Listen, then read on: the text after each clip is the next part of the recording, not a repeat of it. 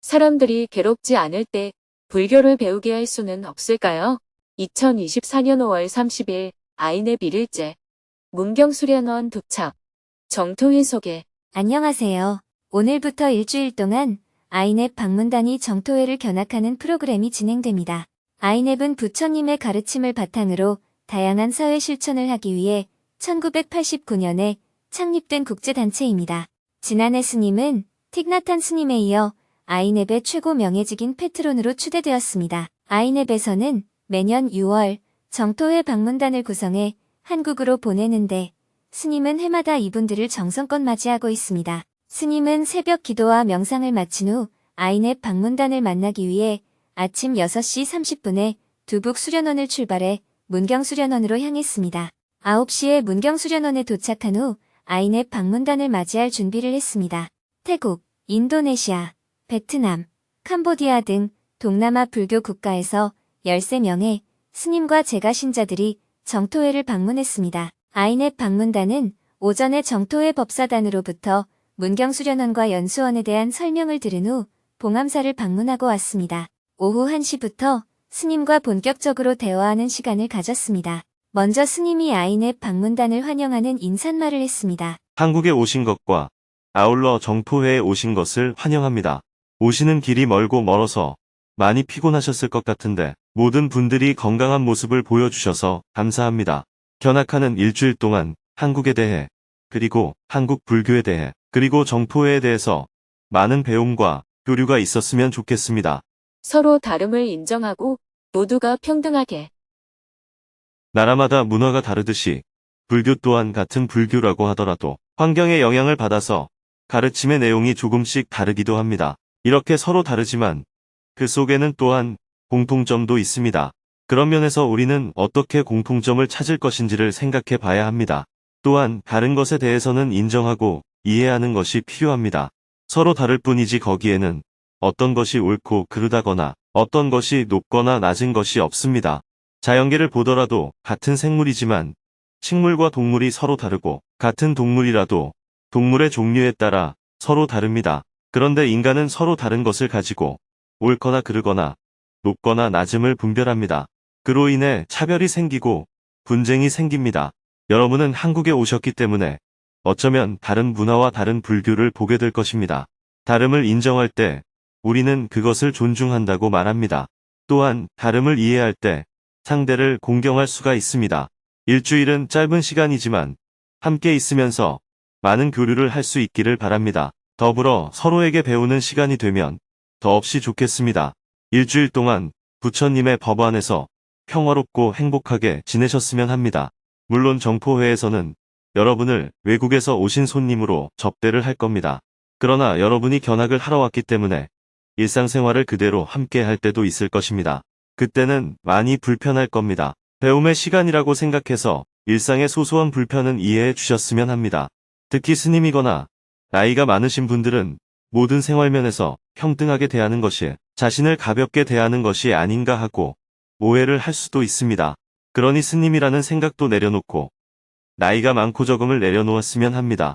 그냥 모두가 똑같이 일반 사람이라고 생각하고 배운다는 마음가짐을 갖는다면 조금 더 교류가 편하고 원활하지 않을까 생각합니다. 이곳에 계시는 동안 조금 불편하시더라도 이해해 주실 것을 미리 부탁드립니다. 이어서 참가자들이 각자 소속한 단체를 소개하는 시간을 가졌습니다. 국가별로 5분씩 시간이 주어졌습니다. 인도네시아에서 온 비구 스님들과 NGO 활동가, 베트남에서 사회 실천을 하고 있는 비구니 스님, 캄보디아 바탐방에 있는 불교대학에서 공부하고 있는 비구 스님들 순서로 발표했습니다. 자신이 속한 단체에서 하고 있는 사회 실천을 비롯해 본인이 출가하게 된 스토리를 소개해 주었습니다. 저는 4년 전에 스승을 만나 출가했습니다. 출가하기 전에는 미국에서 패션 디자이너를 했습니다. 사진에서 무대 가운데 있는 사람이 저입니다. 영화, 댄스, 엔터테인먼트 업계에서 커리어를 쌓아왔습니다. 마지막 커리어는 오바마 대통령의 스타일리스트였습니다. 불교 사원에서 영화 촬영을 하다가 옆에 있는 도르지 스님을 만났고 제가 스승으로 모시게 되었습니다. 지금은 스님이 되어서 제가 행복해진 스토리를 사람들에게 나눠주고 있습니다. 발표 시간은 5분이었지만 열정적으로 소개를 하다 보니 모두 5분을 넘겼습니다. 나머지 사람들은 내일 발표를 하기로 하고 소개 시간을 마쳤습니다. 잠시 휴식 시간을 가진 후 오후 3시부터는 스님과 본격적으로 대화를 나누는 시간을 가졌습니다. 스님은 먼저 한국 불교의 역사에 대해 1시간 동안 설명하고 질문을 받았습니다. 이어서 정토회에 대해 1시간 동안 설명하고 질문을 받았습니다. 대화를 나누다 보니 저녁 식사를 할 시간이 되었습니다. 스님의 쉽고 자상한 설명에 모두들 감사한 마음을 표현했습니다. 공양개송을 하고 함께 식사를 했습니다. 식사를 마치고 다 함께 대웅전으로 올라가 저녁 예불을 했습니다. 저녁 예불은 부탄에서 온 도르지 쇠랍 스님이 티베트 불교 방식으로 진행했습니다. 예불을 마치고 대웅전을 나와 계단 앞에서 다 함께 기념사진을 찍었습니다. 전체가 함께 찍고 이어서 나라별로도 사진을 찍었습니다. 한국 각지에서 온 자원봉사자들까지 함께 기념사진을 찍은 후 다시 명상원으로 내려가서 프로그램을 이어갔습니다. 저녁 7시 30분부터는 정토회의 교육 프로그램에 대해 설명하고 질의응답하는 시간을 가졌습니다. 스님은 정토불교대학과 경전대학의 교과 과정과 실천 프로그램이 어떤 내용으로 구성되어 있는지 자세히 소개했습니다. 이 시간에는 정토회의 교육 시스템에 대해 말씀드리겠습니다. 일반 대중이 정토회 회원이 되기 위해서는 정토불교대학을 졸업해야 합니다. 정토회 회원이 된다는 것은 수행자가 된다는 것을 의미합니다. 그래서 정토불교대학은 불교 교리를 가르치기보다는 부처님 가르침을 자기 삶에서 직접 체험할 수 있도록 교과 과정이 짜여 있습니다. 정토불교대학의 교과과정과 원리. 부처님 가르침의 궁극적인 목표는 괴로움이 없는 상태, 즉 열반을 증득하는 것입니다. 죽어서 극락에 간다든지, 다음 생에 좋은 조건으로 태어난다든지, 이 생에 어떤 복을 받는다든지 하는 것은 종교의 영역이지 부처님 가르침의 목표가 아닙니다. 그렇다고 부처님께서 종교나 철학을 부정한 것은 아닙니다. 종교나 철학으로는 고뇌로부터 완전히 벗어날 수가 없다는 것입니다. 부처님께서는 어떻게 하면 고뇌로부터 완전히 벗어날 수 있는가 하는 문제의식을 가졌던 겁니다. 그래서 부처님께서는 출가해서 성도할 때까지 괴로움 없이 살 수 있는 길은 없을까 하고 꾸준히 탐구했습니다. 이런 탐구를 통해 결국 부처님은 보리수 아래에서 깨달음을 얻고 모든 고뇌가 사라진 상태인 열반을 증득했던 것입니다. 부처님께서 니르바나를 경험하고 나서 이것은 나만 가능한 것이 아니라 이 세상 모든 사람들이 가능하다고 생각했습니다. 그래서 옛날에 자기와 같이 수행했던 동료 5명에게 자신이 경험했던 것을 나누고 싶었고 바라나시 근교 사르나트에 있던 오비구를 직접 찾아가서 자신이 증득한 열반을 그들과 나누기 위해 대화를 했습니다. 그 대화 내용이 부처님께서 깨달음을 얻으시고 처음 설하신 초전 법륜입니다. 그 내용은 중도, 사성제, 팔정도라고 알려져 있습니다. 다른 가르침이 더 있었는지는 모르지만 현재 경전에 기록된 것은 이것이 첫 번째 가르침입니다. 부처님께서 사르나트에 있는 오비구를 찾아오셨을 때 오비구는 고타마가 고행을 포기했다 하는 선입관을 갖고 있었기 때문에 부처님의 법문을 듣는 것에 대해 거리낌과 망설임이 있었습니다. 그때 부처님께서 오비구에게 첫 번째로 설하신 것이 중도입니다. 우리의 사유나 생각이 치우쳐서는 안 된다는 것입니다. 부처님 당시 사회에서 유행했던 사상은 쾌락주의와 고행주의였습니다. 당시 주류 종교인 브라만교에서는 인간의 욕망을 신의 힘을 빌려서 충족함으로써 만족과 기쁨을 얻는 것을 추구했는데 이것을 철학적으로 쾌락주의라고 말합니다. 그에 반대해서 일어난 신흥사상가인 사문들은 욕망을 억제하는 고행이 진정한 자유를 얻는 길이라고 생각했는데 이것을 고행주의라고 말합니다. 그러나 붓다는 욕망을 따라가는 쾌락주의나 욕망을 억제하는 고행주의는 정반대인 것 같지만 둘 다 욕망에 대응하는 것이기 때문에 해탈과 열반으로 가는 길이 아니다 라고 말했습니다. 붓다는 당시 사회에서 유행했던 두 가지 길을 모두 경험해봤고 그 길을 통해서는 니르바나를 얻을 수 없다는 것을 누구보다 잘 알고 있었습니다. 그래서 두 가지를 다 버리고 고뇌로부터 벗어나는 제3의 길인 중도를 발견했습니다. 욕망이 일어날 때 다만 욕망임을 알아차릴 뿐이지 욕망에 대해 아무런 반응을 하지 않는다. 이것이 부처님께서 말씀하신 중도의 구체적인 내용이고 번뇌로부터 완전히 벗어나는 길입니다. 사람들에게 아무리 붓다의 가르침을 설명해도 이 중도를 모른다면 각자 자기 식대로 치우쳐서 편중해서 듣기 쉽습니다. 그래서 양극단을 떠나 중도의 길을 가라는 것이 붓다가 설한 첫 번째 가르침입니다. 5명의 수행자들이 중도에 대해 이해하자 부처님은 두 번째 설법을 해서 오비구가 자신의 번뇌로부터 자유로워지는 것을 직접 경험하도록 했습니다. 두 번째 설법의 내용은 사성제입니다. 나는 어떤 삶을 살고 싶은가? 지금 나는 어떻게 살고 있는가? 이렇게 스스로에게 질문을 하고 내 상태를 살펴서 괴로움이 있구나, 번뇌가 있구나, 스트레스가 있구나 하고 현재의 상태를 알아야 합니다. 다음은 그럼 왜 괴로움이 있을까? 왜 번뇌가 있을까? 하고 살펴야 합니다. 즉, 괴로움의 원인을 살피는 것입니다. 그 다음은 너는 어떻게 살고 싶은가? 하는 것입니다. 괴로움 없이 살고 싶다는 것이 목표입니다. 그 다음은 어떻게 하면 괴로움이 없는 삶을 살 수 있는가? 하는 것입니다. 부처님의 설법을 듣고 오비구 중 첫 번째로 콘다냐가 니르바나를 직접 경험했습니다. 붓다는 콘다냐가 번뇌로부터 벗어났다는 것을 알고 매우 기뻤습니다. 나만이 아니라 다른 사람도 깨달을 수 있다는 것이 증명되었기 때문입니다. 3일이 지나고 다시 2명이 깨닫고 또 3일이 지나고 일주일 만에 나머지 2명도 니르바나를 증득해서 5명이 모두 아라한이 됐습니다. 이렇게 증득한 니르바나가 지속 가능해야 완전히 괴로움에서 벗어났다고 말할 수 있습니다. 부처님이 깨닫기 전에 여러 스승 밑에서 공부하면서 얻은 경지로는 앉아서는 편안함을 유지했으나 일어나거나 다른 사람과 대화할 때는 지속 가능하지 않았습니다. 그래서 스승의 곁을 떠나서 더 많은 탐구를 했던 것입니다. 항상 자신의 마음 상태에 대한 알아차림을 유지해야 번뇌에 휩싸이지 않고 번뇌 없음이 지속 가능하게 됩니다. 붓다는 괴로움에서 벗어나는 길을 8가지로 나누어서 항상 알아차림을 유지해야 한다고 강조했습니다. 이것은 8정도로 정리되어 있습니다. 정토불교대학은 이렇게 붓다의 첫 번째 가르침을 가지고 시작합니다. 사성제가 뭐냐? 이렇게 지식적으로 교리를 가르치는 것이 아닙니다. 지금 당신은 어떤 삶을 살고 있는가? 이런 질문으로부터 시작합니다. 나는 어떤 삶을 살고 싶은가? 괴로움이 없는 삶을 살고 싶다. 괴로움 없이 살고 싶은데 왜 괴로움 없이 사라지지 않을까? 정토불교대학은 이런 문제의식을 가지고 자기 현실로부터 출발해서 직접 체험할 수 있도록 가르칩니다.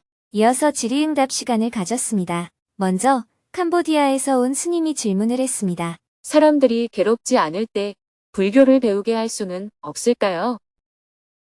요즘 사람들은 불안과 스트레스가 많습니다. 우울증을 겪는 사람도 많고요. 사람들은 마치 병에 걸린 환자가 병원을 찾듯이 괴로움을 겪거나 어떤 문제가 있을 때 붓다 담마를 찾습니다. 어떻게 하면 사람들이 괴로움을 겪기 전에 붓다 담마의 원리를 가지고 살아가도록 할 수 있을까요? 사람들이 괴로움 없이 살아간다면 붓다 담마는 필요하지 않습니다. 붓다 담마 없이도 사람들이 괴로움 없이 살아간다면 그것은 좋은 일이에요. 그러나 실제로 사람들은 크고 작은 괴로움을 갖고서 살아가고 있습니다. 특히 정신질환에 가까운 우울증은 의사의 도움이 필요한 질병이에요. 본인의 상태를 알지 못하거나 생각을 잘못해서 생긴 괴로움은 어리석음을 깨우쳐주는 붓다 담마가 큰 도움이 됩니다. 그러나 육체적이거나 심리적 요인으로 인해서 괴로움이 질병화되었을 때는 먼저 정신과 의사에게 가서 응급치료를 받은 다음에 붓다 담마를 통해서 자가 치료를 해나가야 합니다. 어리석어서 생긴 괴로움은 붓다 담마를 통해 내가 잘못했구나 하는 것을 자각하면 스스로 치유할 수 있습니다. 그러나 스스로 자각할 수 없는 질병을 안고 있다면 치료를 우선적으로 해야 해요.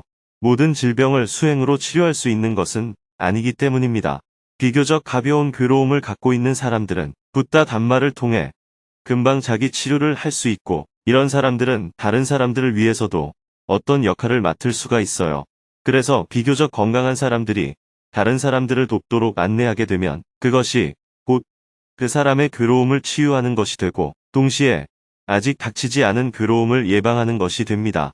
다음 질문도 캄보디아에서 온 스님이 질문했습니다. 계율을 지키면 어떤 이익이 돌아오나요? 5개를 지켰을 때 어떤 유용한 점이 있을까요? 계율을 지키면 어떤 보상을 받게 될까요? 정포회에서는 이런 일을 하면 미래에 복을 받는다 하는 대가성 봉사를 가르치지 않습니다. 봉사를 하면 다음 생에 좋은 곳에 태어날 거야. 봉사를 하면 앞으로 좋은 일이 생길 거야. 이렇게 어떤 행위에 대한 보상이나 대가를 정토회에서는 일절 말하지 않아요. 왜냐하면 남의 물건을 빼앗을 때보다는 남에게 무언가를 줄 때 내가 훨씬 심리적으로 행복하기 때문입니다. 결과적으로도 나에게 좋은 일이 생길 가능성이 높을 뿐만 아니라 지금 당장 내 마음에도 좋습니다. 만약 좋은 행동을 하면 좋은 보상을 받습니다. 하고 가르친다면 그것은 선으로 이끄는 하나의 방편이 될 수는 있겠지만 좋은 행동을 했는데도 결과적으로 보상이 주어지지 않는다면 그 가르침을 믿은 사람은 사기를 당한 것이 돼요. 수행자는 항상 지혜롭게 살아야지 사기를 당하면 안 되잖아요. 어떤 보상 체계를 얘기하고 사람들에게 봉사를 하게 하면 더 많은 사람들이 참여하기가 쉽습니다. 기독교에서도 지금 이렇게 봉사를 하면 나중에 천국에 가서 복을 받는다 하고 가르치잖아요. 기독교인들이 굉장히 힘들고 어려운 곳에 가서 봉사를 하는 이유도 하나님의 말씀을 따라 지금 고생을 하면 나중에 천국에 가서 큰 행복을 얻는다고 믿기 때문입니다. 그러나 불교의 가르침은 다릅니다. 정토회에서는 대승불교의 가르침 중 무주상보시를 가르칩니다. 어떤 대가를 기대하고 보시하는 것은 대가가 주어지지 않았을 때 또 다른 괴로움의 원인이 되기 때문에 아무런 대가를 바라지 않고 보시를 한다는 것이 바로 무주상보시입니다. 예를 들어 5개 중 불살생 계율을 봅시다.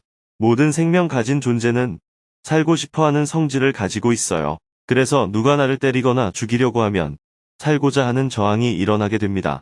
누군가 나를 한 대 때리면 내 안에서는 상대를 5대는 때려야 속이 풀릴 것 같은 분노가 생깁니다.